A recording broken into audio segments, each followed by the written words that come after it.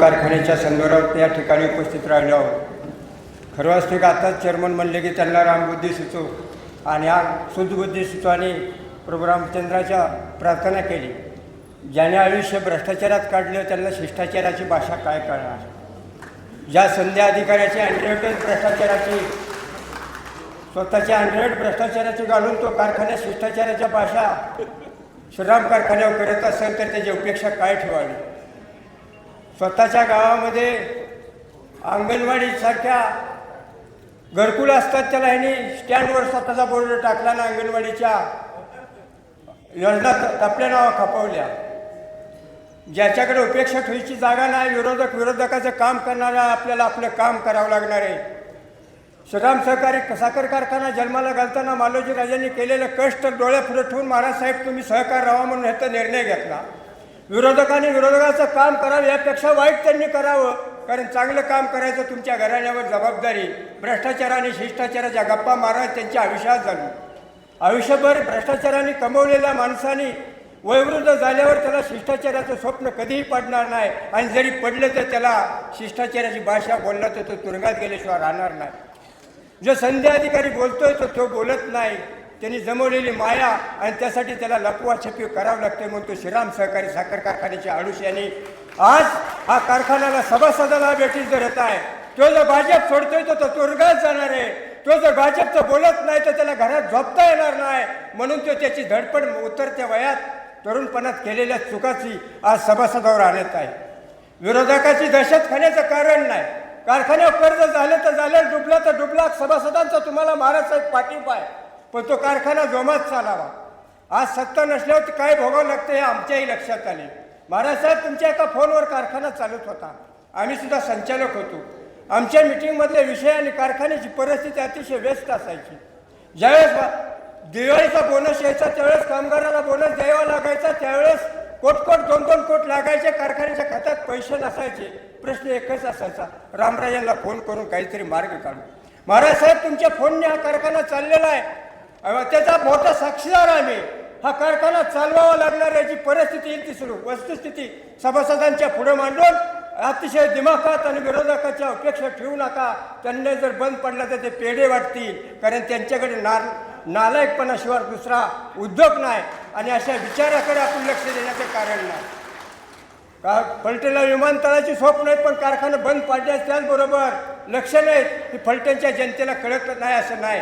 फलटणचा तालुका 80% सुशिक्षित आहे, त्यामुळे विरोधक काय म्हणतोय आणि जनता बोलती हा गैरसमज आहे. फक्त सत्ता ही सत्तेने दाबली, सत्य अमर आहे आणि त्यामुळे सत्य अमर करायचं असेल तर सत्तेला दाबून सत्य पुढे आणा आणि कारखाना पुन्हा जोमात उभा करा. महाराज साहेब तुमच्या डोक्याशिवाय हा कारखाना चालू शकत नाही आणि सभासदांना आव्हान करा आणि तुमचं पालन करू दे.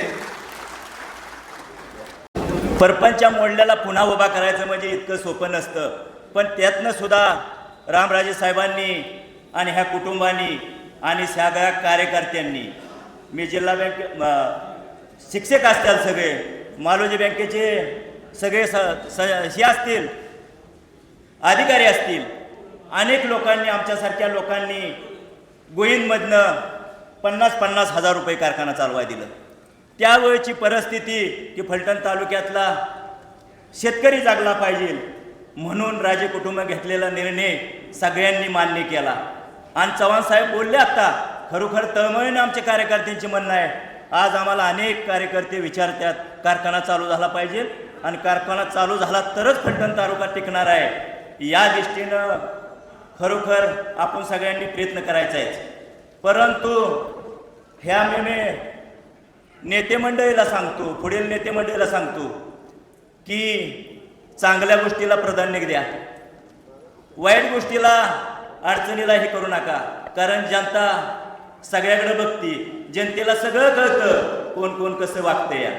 म्हणून माझी विनंती आहे की कारखाना चालू राहायला पाहिजे. निकम साहेब आणि भोसले साहेब आणि शिवरूपराजाला सुद्धा मी सांगितलंय, शिवरूपराजे वाटेल ती करा, पण कारखाना चालू आहे. तुमच्या वडिलांनी आमचे दादाराजे नेते होते, तुम्ही सुद्धा त्याच पद्धतीनं कारखाना चालू होण्यासाठी प्रयत्न करा. माझी तळमळची विनंती आहे की फलटण तालुका कारखान्याच्या जीवावर असतो. अनेक लोक, अनेक शेतकरी, अनेक वाहन चालक, अनेक छोटे मोठे धंदेवाले ही धंदा बंद पडला नाही पाहिजे कारखाना. आणि बाबा रामराजे साहेब, तुम्ही अजूनही आम्हाला काय सांगा, आम्ही त्या पद्धतीने कारखान्यात पैसे टाकायला सुद्धा तयार आहे. सगळ्या गोष्टीनं जिथं जिथं आम्हाला मदत करायला लागते त्या पद्धतीनं आम्ही तुम्हाला मदत करतो. ह्याच्या पाठीमागं सुद्धा कारखान्याला केलेले सभासद तुम्हाला मदत करायला तयार आहेत. आणि शेअरचं पैसे आपल्याला जी काय भरायला लागतील की ज्याची आर्थिक परिस्थिती बऱ्यापैकी आहे त्या माणसांनी सभासदाचं पैसे भरावतं आणि आपला शेअर पूर्ण करावा एवढी विनंती करतो आणि थांबतो. आज अखेर जेव्हापासून श्रीमंत रामराजे साहेबांनी आपल्या गळ्यात ही पुढची धुरा टाकली आणि त्याचे सारथी म्हणून बाबा आणि 2 छावे त्यांच्या करतात, आम्हाला अभिमान आहे. महाराज बाबा, तुम्ही आम्हाला अजूनही सांगा, कुठलीही गोष्ट सांगा, आम्ही पूर्णपणे माघार घेणार नाही, त्याचा फडशाच पाडू. अरे मैदान तयार केलं, मैदान तयार केल्यानंतर तुमच्या म्हणण्याप्रमाणेच तुम्ही लगे 8 दिवसात कुठल्या तरी गल्लीत जाऊन कुठेतरी बसता आणि प्रशासक आणता. आणि तो प्रशासक तर काय अगदी डामडौलात येतो, अरे तुला खुर्ची सुद्धा बनवून दिली नाही, आम्ही 8व्या दिवसाला चिटपट केलं. 8व्या दिवशी तर चिटपट केलं आणि प्रशासक उठला.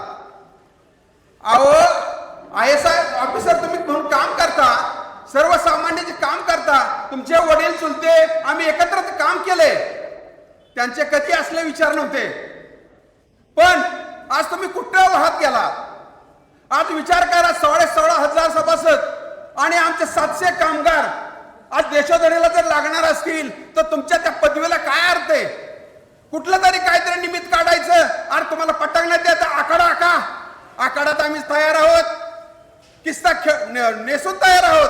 तुम्हाला कुठल्या डावात टाकायचं हे आम्हाला सहकार्य चांगले डाव माहित आहेत. तुम्ही कधीही या, तुम्ही अगदी कागदोपत्री काहीतरी खोड काढणार आणि कागदोपत्री खोड काढणार तर तुमच्याच अंगलट येणार आहे. कारण कोर्टाचा अवमान म्हणून तुम्हाला कोर्ट कंटेनमच होणार आहे. आणि हे लक्षात ठेवा, मुख्यमंत्री साहेब तुम्ही काय चालवले. आम्ही एका पक्षात असताना तुम्ही आम्हाला या पक्षात या म्हटला, युतीमध्ये या म्हटला. आम्ही सर्वस्व सोडून एकनाथ साहेबांच्या, शिंदे साहेबांच्या शिवसेनेमध्ये प्रवेश केला. तुम्ही एकत्रित असताना आज शंभूराज देसाई साहेब असतील, आपले महाराज साहेब असतील, तुम्हाला विनवणी करतात की आम्ही एकत्रित आहोत. आज एकत्रित असताना तुम्ही आम्हाला खाली दाबताय. अरे कधी आम्ही वर उसळून येऊ ही सांगता बी येणार नाही. ज्या शिवछत्रपतींना आणि ज्या राजमंडळीनं 2096 ते 98 पर्यंत कारखाना गोत्यात गेला, आम्ही कामगारांनी एकाच मिनिटात विशेष काढला आणि 57 असताना बाबांनी आम्हाला त्यावेळेला 2-2 हजार रुपये दिले. ही कुणाची कृपा आहे. तुम्ही काय आला नाही आम्हाला द्यायला किंवा आम्हाला सांगायला काय नाही 2 हजार रुपये घ्या म्हणून. त्या बिचारांनी दिलं. त्याचप्रमाणे संपूर्ण तालुक्यानी, फलटण तालुक्यानी हा कारखाना त्यांच्या ताब्यात दिला.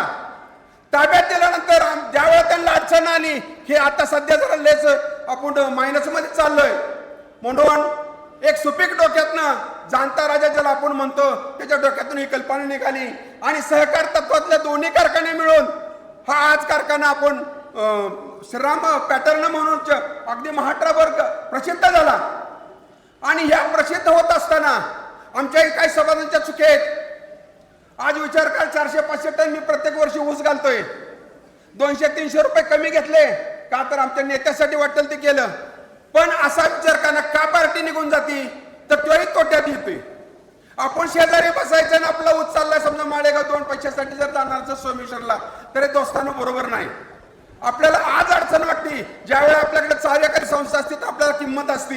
जर चालूच संस्था नसेल आणि ती जर संस्था डबघायला आली तर उद्या तुमचं भविष्य लय अवघड आहे. जे पुढे करणारे किंवा जे समाजामध्ये वावरणाऱ्या लोकांचं लगेच ऊस जातील. माझ्या भांडवलाचं काय, माझ्या कामगारांचं काय, माझ्या बाकीच्या जनतेचं काय, आपल्या प्रपंचाचं काय, त्या सगळ्या गोष्टी जर विचार केला तर बाबा कसल्याही परिस्थितीत, महाराज कसल्याही परिस्थितीत वाटेल ते उद्या कारखाना हे उद्या चालूच राहायला पाहिजे ही आमची अपेक्षा आहे.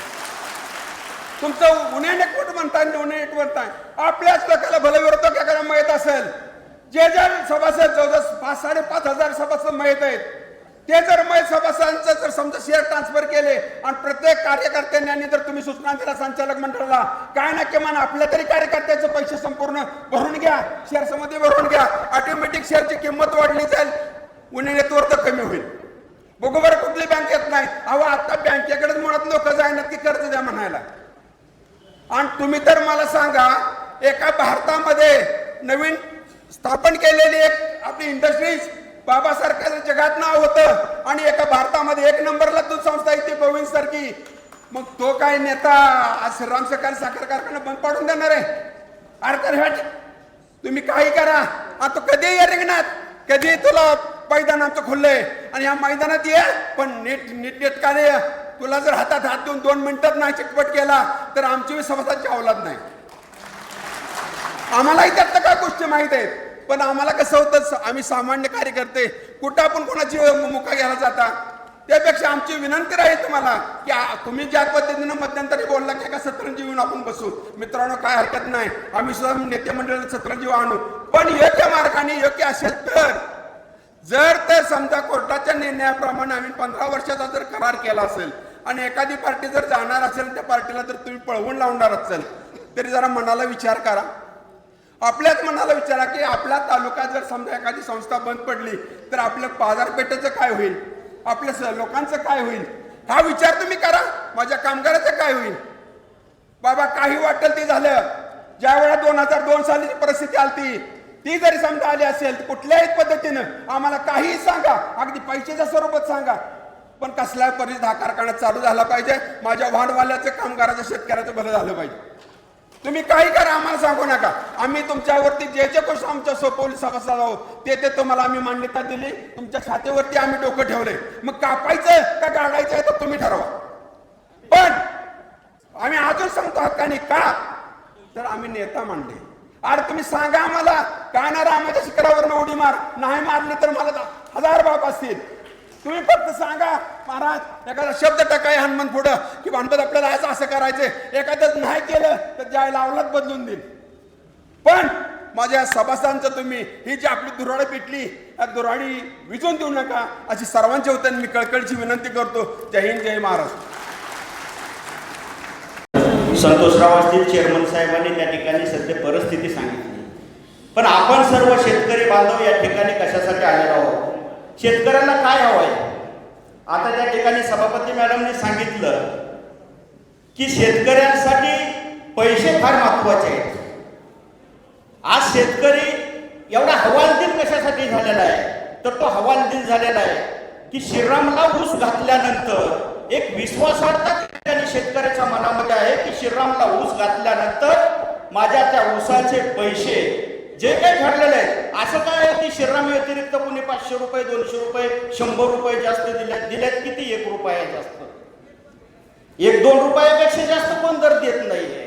मग शेतकऱ्याला 1 रुपयाने फरक नाही पडत, पण 15 दिवसांनी येणारे पैसे जर 2-2, 3-3 महिने येणारच नसतील तर तो फरक त्या ठिकाणी शेतकरी बांधवांना पडतो का नाही तुम्ही सांगा. मग याच्यासाठी दादासाहेब 6-6 महिने हा लय लांबचा विषय, मी 2-3 महिन्याचा विषय सांगतोय. मुद्दा एवढाच आहे की शेतकरी बांधव या ठिकाणी श्रीरामसाठी काय एवढे अडून बसले? तर श्रीराम जो चाललाय तो याच्यासाठी चाललाय की माझा ऊस भलं यंत्रणा थोडीशा अडचणी निर्माण, तांत्रिक अडचणी होतात निर्माण, त्या अडचणीवरती मात करून त्या ठिकाणी श्रीराममध्ये ऊस जातो. तो गेलेला ऊस जो ठरलेला भाव आहे तो ठरलेला भाव मिळतो आणि त्याच्यानंतर 15 दिवसामध्ये आपल्या खात्यामध्ये पैसे वर्ग होतात. हा विश्वास शेतकऱ्याच्या मनामध्ये आहे आणि म्हणून खऱ्या अर्थाने शेतकरी काय करतोय? श्रीरामसाठी हट्ट करून बसलाय आणि तो हट्ट त्या ठिकाणी महाराज साहेबांकडे, बाबांकडे करतोय. वास्तविक पाहता श्रीरामचा इतिहास मगाशी सांगितला. मुंबई प्रांताचे बांधकाम मंत्री असताना मालोजी राजे साहेबांनी त्या ठिकाणी ठराव करून घेतला 1954 साली. 57ला मोरारजीभाई देसाई केंद्रीय अर्थमंत्री होते, त्यांच्या हस्ते त्या ठिकाणी इथं आपण पहिला हंगाम चालू केला. आणि ही आजची परिस्थिती नाहीये.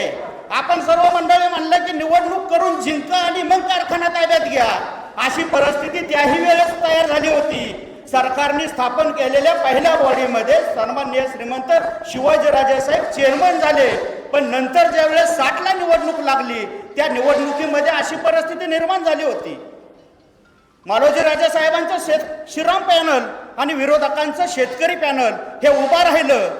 मग त्यावेळेस स्वर्गीय यशवंतरावजी चव्हाण साहेबांपर्यंत अशा गोष्टी गेल्या की ही निवडणूक मालोजीराजे साहेबांना फार सोपी नाहीये. त्या ठिकाणी आपल्याला काहीतरी निर्णय घ्यावा लागेल. मालोजीराजे साहेबांनी त्यावेळेस त्या ठिकाणी सहानुभूती दाखवली. सगळ्यांना विरोधकांनाही विचारात घेतलं. विचारात घेऊन त्या ठिकाणी काय ठरवलं होतं, तुमचे घ्या. मालोजीराजे साहेब घाबरले नव्हते त्यावेळेस विरोधकांना. पण ज्यावेळेस यशवंतराव चव्हाण साहेबांनी मालोजीराजे साहेबांना सांगितलं की आपण कुठंतरी मिळतं जुळतं घ्या, सामंजस्याने घ्या, आणि त्याच्यानंतर जे काय घडलं त्यावेळेस मालोजीराजे साहेबांनी सांगितलं होतं मी लिहून देतो, मी त्या ठिकाणी लिहून देतो, ही निवडणूक आम्ही घेणार म्हणजे घेणारच, आणि एकही उमेदवार त्या ठिकाणी पडू देणार नाही. त्यावेळेस शेतकरी पॅनलचा एकही उमेदवार निवडून आला नाही. सगळेच्या सगळे मालोजीराजे साहेबांच्या शेतकरी श्रीराम पॅनलचे उमेदवार निवडून आले, आणि त्यापासून जो कारखाना चालला तो आपण सगळ्यांनी बघितला. जे जखमी भावंड महाराज साहेबांचं, शिवाजीराव देशमुख साहेबांनी सांगितलेलं जखमी भावंड होतं, हे जखमी भावंड रामराजे साहेबांनी पुढे चालवलं. ते जखमी भावंड श्रीराम कारखाना होतं. आज श्रीराम कारखान्यावरती अशी वेळ आली, आणि याच्यासाठी या श्रीराम कारखान्याचा सभासदच नव्हे, सर्व शेतकरी असतील, व्यापारी असतील, कामगार असतील, सगळेजण त्या ठिकाणी आज पेटून उठले. ते याच्यासाठी श्रीराम बंद पडला नाही पाहिजे. आदरणीय महाराज साहेब, आपण ही जबाबदारी घ्यावी. या शेतकऱ्यांचं जे काही भविष्य आहे हे त्या ठिकाणी अंधारात पडत जाणार आहे. तर याच्यासाठी आपण एक काहीतरी निर्णय घ्यावा. ठाम